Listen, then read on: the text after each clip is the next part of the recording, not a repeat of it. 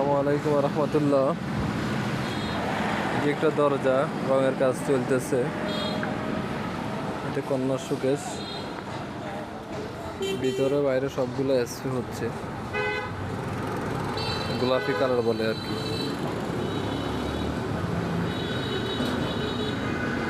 আমার চ্যানেলটা নতুন, তো সবাই একটু শেয়ার করে দিবেন, সাবস্ক্রাইব করবেন। এটি ওয়াল শোকেস, এগুলো হচ্ছে আলমারির দরজা, চলকের কালার রং করা হচ্ছে।